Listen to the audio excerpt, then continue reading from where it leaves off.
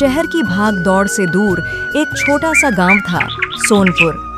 हरे भरे खेत, मिट्टी की सोंधी खुशबू और गांव के सादे लोग इसे और खूबसूरत बना देते थे। वहीं एक लड़की थी, सुहानी। बचपन में ही माता पिता का साया सिर से उठ गया था, लेकिन उसके चाचा चाची ने उसे माँ बाप की तरह पाला था। सुहानी पढ़ाई में बहुत होशियार थी, लेकिन गरीबी के कारण वह ज्यादा आगे नहीं पढ़ पाई। सुहानी मेहनती और समझदार थी। वह चाहती थी कि गांव के बच्चे पढ़ लिख कर कुछ बने, इसलिए वह घर पर ही छोटे बच्चों को पढ़ाया करती। उसके पढ़ाने का तरीका इतना अच्छा था कि बच्चे उसे बहुत प्यार करते थे। इसी गांव में कुछ दिनों पहले एक नया आदमी आया था, अजय। वह शहर का रहने वाला था और गांव के सरकारी स्कूल में नया अध्यापक बनकर आया था। शहर की भीड़-भाड़ छोड़कर गांव में रहने का उसका फैसला किसी को समझ नहीं आ रहा था, लेकिन उसकी ईमानदारी और सादगी ने गांव वालों का दिल जीत लिया था। एक दिन स्कूल में छुट्टी के बाद अजय बच्चों को खेलते हुए देख रहा था कि तभी एक बच्चा रोता हुआ उसके पास आया। बच्चा रोते हुए गुरुजी, मोहन ने मेरी किताब फाड़ दी। अजय ने उसे प्यार से समझाया और मोहन को बुलाकर सुलह करवाई। ये सब दूर से खड़ी सुहानी देख रही थी। ये आदमी शहर का होकर भी कितना समझदार और सुलझा हुआ है। अगले दिन सुहानी कुछ किताबें लेकर स्कूल पहुंची। अजय ने पहली बार उसे गौर से देखा। वह साधारण कपड़ों में भी बेहद खूबसूरत लग रही थी। अजय मुस्कुराकर, आप कौन हैं? संकोच से, मेरा नाम सुहानी है। मैं इसी गांव की रहने वाली हूँ। गांव के बच्चों को घर पर पढ़ाती हूँ। सोचा आपके स्कूल के बच्चों को ये किताबें दे दूं। अजय प्रसन्न होकर, ये तो बहुत अच्छी बात है। बच्चों के भविष्य के लिए आपका यह योगदान सराहनीय है।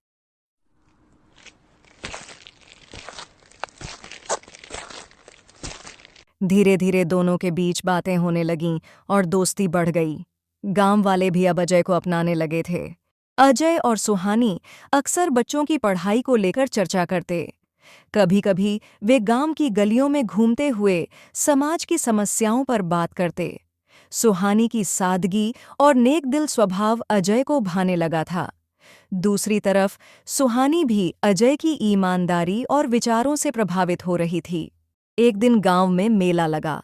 रंग-बिरंगी रोशनी, मिठाइयों की खुशबू और हंसी-खुशी के माहौल में अजय और सुहानी भी घूमने निकले। सुहानी हंसते हुए, आपने कभी गुब्बारे उड़ाए हैं? अजय मुस्कुराकर, बचपन में बहुत उड़ाए थे, लेकिन अब जिंदगी के बोझ ने इन्हें हाथ से छीन लिया। सुहानी गंभीर होते हुए, जिंदगी में कितनी भी परेशानियां हों, लेकिन खुशियों के ये छोटे छोटे पल हमें जीना नहीं छोड़ना चाहिए। अजय को सुहानी की यह बात दिल छू गई।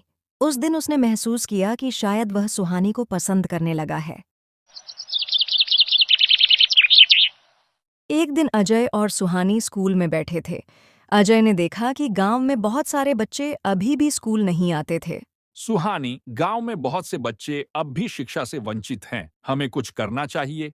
हाँ गुरुजी, अगर हम माता पिता को समझाएं कि शिक्षा कितनी जरूरी है, तो शायद वे अपने बच्चों को स्कूल भेजने लगेंगे। अजय और सुहानी ने गांव के हर घर जाकर माता-पिता को समझाना शुरू किया। कई लोग तो उनकी बात मान गए, लेकिन कुछ ने मना कर दिया। एक दिन एक आदमी ने गुस्से में कहा, अजी, हमारे बच्चे पढ़ लिख कर क्या करेंगे? खेतों में काम करेंगे? बस, यह सब बर्बादी है। भाई साहब, अगर आपका बेटा पढ़ लिख जाएगा तो वह खेतों का काम भी अच्छे से कर सकेगा, नई तकनीकों को समझेगा और अपनी जिंदगी बेहतर बना सकेगा। धीरे धीरे गांव के लोग समझने लगे और स्कूल में बच्चों की संख्या बढ़ने लगी। अजय और सुहानी की दोस्ती अब और गहरी हो गई थी। दोनों एक दूसरे के बिना अधूरे से महसूस करने लगे थे। एक दिन अजय ने सुहानी को गांव के पुराने पीपल के पेड़ के पास बुलाया। अजय संकोच से, सुहानी, मैं तुमसे कुछ कहना चाहता हूँ।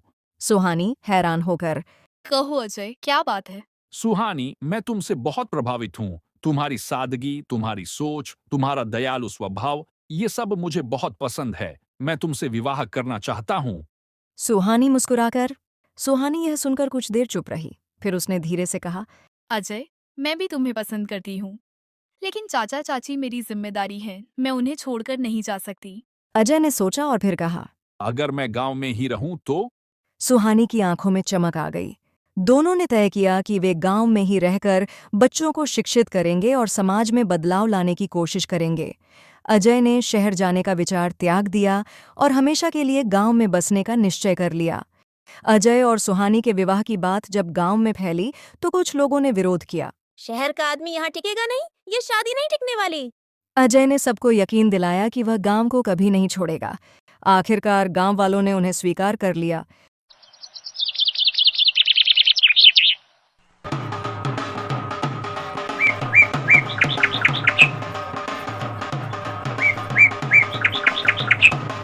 शादी के दिन गांव भर में खुशियों का माहौल था।